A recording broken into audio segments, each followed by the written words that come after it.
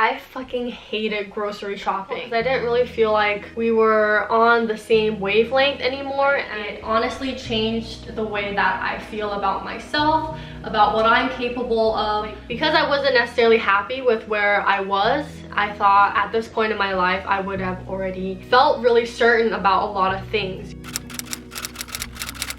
I moved here last May of 2022, and I've been here for a little bit over a year now. I moved here on a working holiday visa. That was the quickest way for me to just quickly get into this country. Also, it's the cheapest visa that I could find. When I first moved over, I moved in with my boyfriend.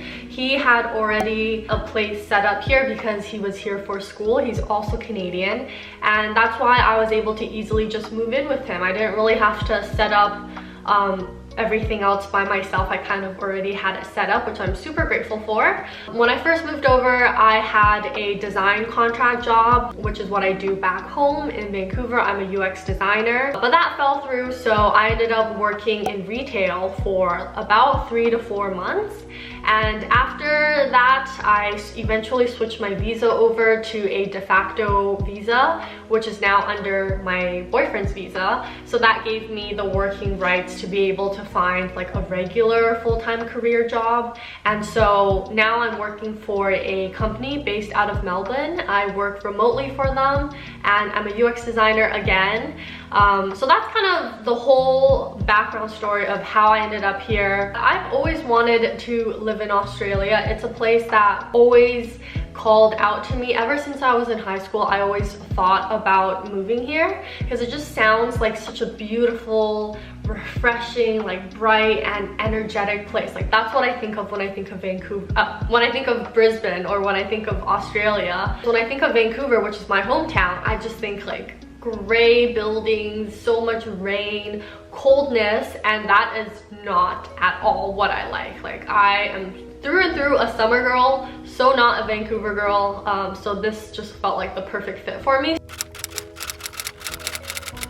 I would say yes. My first thoughts of Brisbane, of Australia, is just beautiful weather, sunny, sunshine, you know, and that is very much Brisbane and Queensland in general. I'm so grateful I moved here. I would not be happy in Melbourne. I'm pretty sure about that. A lot of people ask me, oh, why would you choose Brisbane? Like, why wouldn't you move to Sydney or Melbourne? Because that's like the hub of where most people go. Melbourne just reminds me of Vancouver. It's a bit like grungy in my opinion. Like it's more like street style. It's not really like beachy, summery, so it's just not for me. Sydney is just too crowded, too many cars, so expensive. So I'm really happy I'm in Brisbane, and it's been everything I thought it would be. I think the people here are super nice. I feel like there's also a lot of people around like your 20s to 30s, around this age, that love to like move to Australia to either go on a backpacking adventure or live here for a little bit. So it's really easy to meet people that are kind of in the same path as you. Brisbane is really safe, at least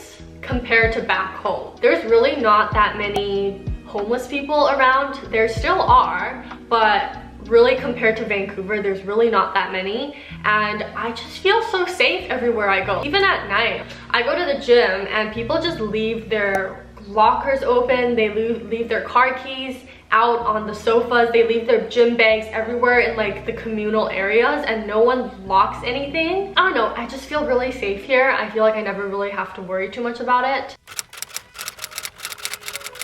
Having to get used to being in a new country, not knowing what all the stores are, like where you go to for what kind of stuff. I fucking hated grocery shopping in this first year of moving here. Now I don't hate it so much, but in the beginning I really disliked it because I would always go with my boyfriend, and like we always had a different speed in which we would shop at. Like I was looking at everything for the first time, so I'd be taking my time looking at all the aisles, and he's just like, I need this, let's get the fuck out. And we would always get into these disagreements because I was just too slow and he was just trying to get things done really quickly. And so I would get so stressed out. And also back home in Canada, like I would cook food, like ketchup fried rice, anything fried rice related, but I never really made like dinners and meals and lunches, because usually my mom would do that. Okay, don't judge me, I know I'm very lucky.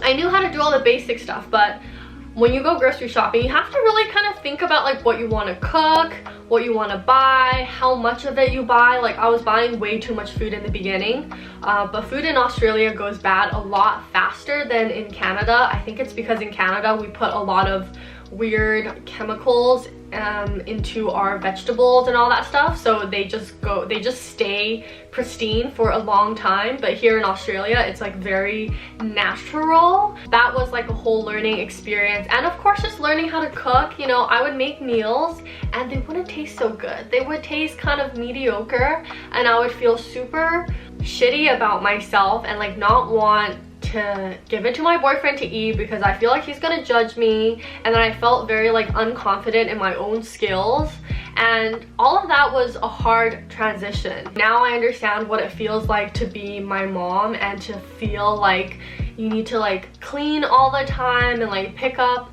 after like things around the house. All of that just takes time for you to get into a pattern, get into a flow of like knowing how to do these things. And like with everything else in the world, it just takes a little bit of practice. So now I'm feeling much better about it. Like when I go to the grocery store, I have the grocery store I like to go to. I know exactly where I need to go for everything, so I'm not just like wandering around trying to find things, and I go in like a very methodical way. So now I'm feeling much better about everything. But in the beginning it was like chaotic and my brain was like a fucking mess. Okay, I thought before all of this that, oh, it's gonna be such an easy transition. I'm an independent woman, I've been with my boyfriend for so long, like it's gonna be so easy. But guys, it has been such a hard experience. It's not like we're like yelling at each other or anything, but it's definitely been a lot harder than I ever expected it to be. We were on very different schedules. I had a lot of free time. I didn't really have a regular full-time job, and so I'd be at home all day and I would really want to go out and do stuff. He would come home from work after a full day of being out and want to just stay home, which makes total sense, right? But you can see how if we're both coming from two different perspectives, like we're not going to necessarily want to do the same thing. It just took a lot of, I guess, empathy for each other to try and understand where we were both coming from. When you first move to a new country, you just can't help but want to get out 24/7. Like I had a lot of trouble staying at home. Like even now, it's been a year already, but I still feel super guilty when I stay at home and I'm not out doing something. It's totally normal to feel like that, but I wish that I would just settle down a bit because there's stuff I need to freaking do at home, you know? Like I want to make YouTube content, I want to edit videos. All of this stuff requires me to stay at home and not just be out there living life 24/7. It's gotten a bit better now, but I do still feel like really shitty when I don't leave the house before 2 p.m.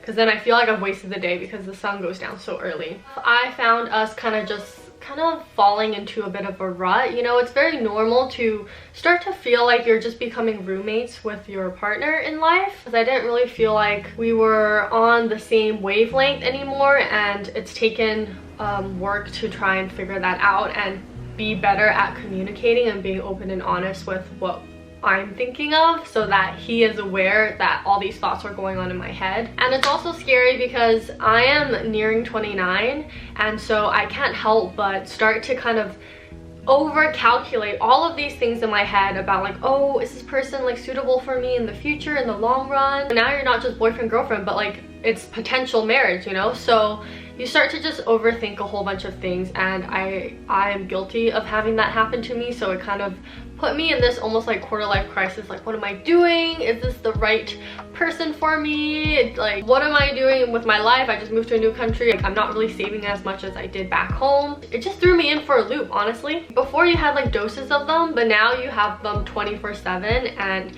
you just start to notice little things. And I think learning how to recognize that that is not okay for you, and being able to be honest with them and tell them, hey, like, this is how you're making me feel when you do X, Y, and Z.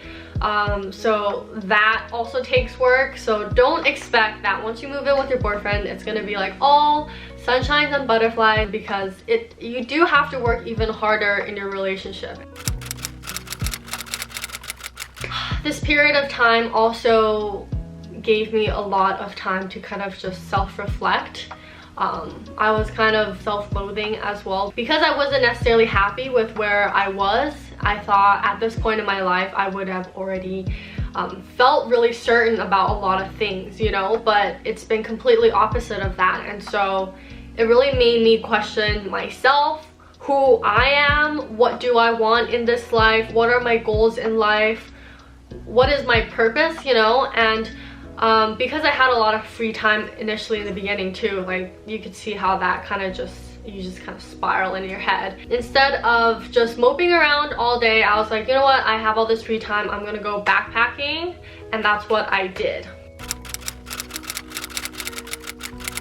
This backpacking trip was so good for my soul. Like, it honestly changed the way that I feel about myself, about what I'm capable of, just to really sink into the comfortability of being in your own skin and being in awkward social situations. In the beginning, it was very difficult. There's always waves of periods where you just feel very lonely, but at the same time you feel so at peace. You get to really appreciate your surroundings when you're just traveling by yourself. And because I stayed in hostels, it also challenged me to get out of my comfort zone, to like approach people when I am by myself rather than just being a loner. And everyone is honestly so open and friendly that they're more than happy to like become your friends. That trip was just life-changing because it made me feel like every day was an adventure, which is what I was really searching for when I told myself that I wanted to move to Australia and like experience this like whole adventurous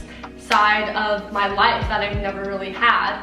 You go from meeting someone for a day, like because you're staying in your room, and then the next few days all of a sudden you have like a group of friends that you're doing everything with, and they're from like all over the world too. So it's just the craziest experience, and I would highly recommend if anyone is moving to a new country and is feeling a bit lonely, you know, like just get out, go travel, go backpack. Like that's such a great way to meet friends and really build that confidence to then go out and not have to wait for anyone to do things you want to do in life, because a lot of the time we are waiting for people to be available. And the older you get, like as an adult, people have busy schedules, and the harder it is to actually make time for one another and to actually find a time that works for both of you. Now that I've come back from this trip, I feel like a new person, and that I can literally do anything I set my mind to. And since then, I've done a solo backpacking trip to Melbourne. I went to the Ultra Music Festival, and then I also did another solo trip to Sydney by myself. I can't wait to do more solo backpacking adventures. After coming back from that trip and finding a regular full-time job again, I eventually did start to make friends.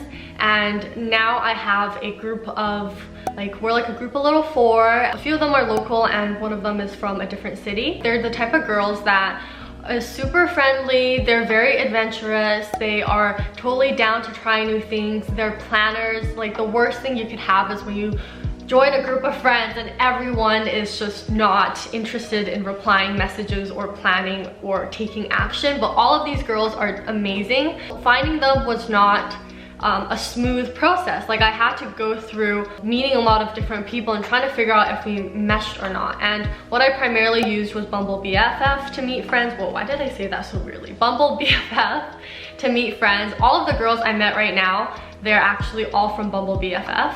But prior to that, I was joining like Facebook groups, trying to meet friends. I even went to this like group gathering of girls at this bar. You're not always gonna find the right people. You're gonna hang out with them. Sometimes you might feel like you don't mesh well together. Sometimes you make plans to hang out and then they flake last minute. And one thing I've noticed is there's a difference sometimes between locals and someone that's just moved here, and there's pros and cons of each. Hanging out with locals is great because they know the city well, they know like places to go, but sometimes the con of that is they usually have their own groups of friends already because they grew up here, right? So that doesn't necessarily mean they always have time for you because they have a lot of social circles that they run with. Sometimes it's actually really nice to meet people that are on the same journey as you. So people new to the city, they are very much on the same wavelength. Like they want to get out, they want to explore, they want to like try a bunch of different things together because they're new to the city. A lot of people are like moving around all over Australia, especially at the age like late 20s. So that's very common to meet someone and then they're like gone after a month. That's happened to me like 3 separate times. Or you meet someone and then they're only here for a little bit, like maybe they're just traveling, so they're passing through. It's so exhausting to try and use those apps, so I try and just really look for specific people that I know that are going to stay here for quite some time. This is something you have to do continuously because even with my current friends, like they're like, everyone's busy, right? Everyone's got their own schedule, so you're kind of just gonna notice yourself using the app to find more friends, and then you stop for a little bit because you're like building those friendships with those people. And then sometimes if you realize a lot of people aren't free again, then I'll jump back on the app and try and make more friends to like widen my social circle a little bit. Overall, my move to Australia this past year hasn't been everything I expected it to be. My initial plan was to, you know, get a freelance job and start working as a freelance designer so that I'm able to just constantly travel. But that hasn't worked out the way that I wanted to, and so I am still working a 9 to 5. And also the whole like relationship stuff, all that stuff didn't really pan out the way I thought it would. But regardless of that, I feel like this past year has still been such an amazing year for growth, for me learning a bit more about myself. And all of these things had to happen for a reason, you know, like sometimes you don't always see it, but I do believe that you are meant to go through these experiences to come out the other way. I still feel very lost in life where I don't really know where I have an idea of where I'm trying to go, but I'm not close to that yet at all. And I think that's okay. Like every day is a new step to learn more about how to get to your goals, and it's not a linear process. It's very up and down, and it's part of the journey. It's part of enjoying the journey of life. So if you're someone that has always wanted to move to a new country, or you've just always had that feeling of like, oh, I just want to like get out, I just want to explore, I just want to try something different, I want to feel like I'm truly living, then fucking do it. Like move to a new country, challenge yourself, explore, meet new people, do a little backpacking trip, like do all the things, because what do you have to lose, right? Like right now we're young, we still have the opportunity to make mistakes when you don't have a family, you don't have any huge commitments yet. And so whoever's watching this and needs to hear this, it's going to be an amazing adventure, and you should just do it. I hope you guys enjoyed this a bit more of a personal video. If you liked it, please give me a thumbs up. I'll see you guys in my next video, and thank you for watching. Bye.